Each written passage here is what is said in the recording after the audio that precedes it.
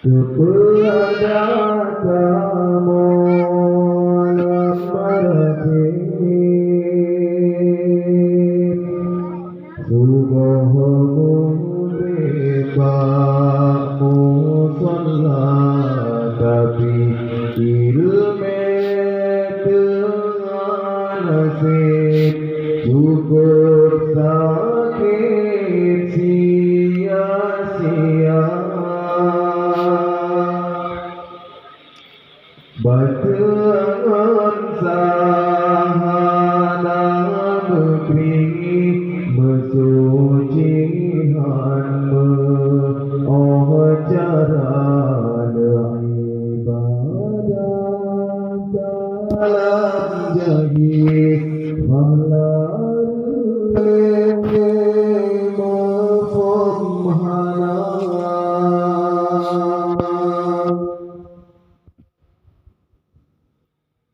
dan sejarah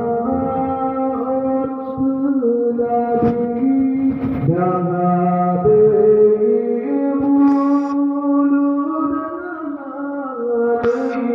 ibadah dan ilmu saya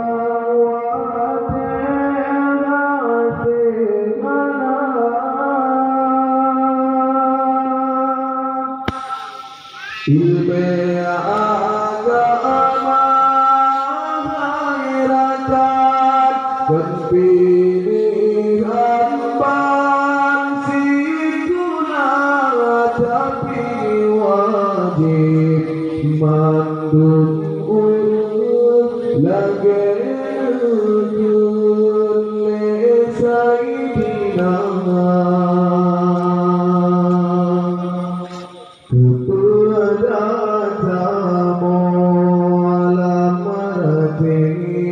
subuhmu ribamu sholat tapi ilme dengan nasib cukup sakit sia-sia.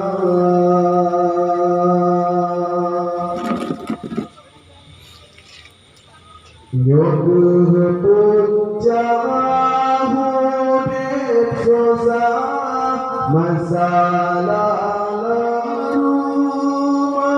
tanggaan lanjut tak pernah bina lanjut tak wajadah putus sering dalam salah baik langkah bergina ke pemimpin hana adik dan seminggu bucai hana jauh dan jaminan ajaikan bajaroh hamba ilme berjatuh derijat kesempatan bisa pulang tunatan dari katuh berjanji Rabbana ilme cabutlah malam menuju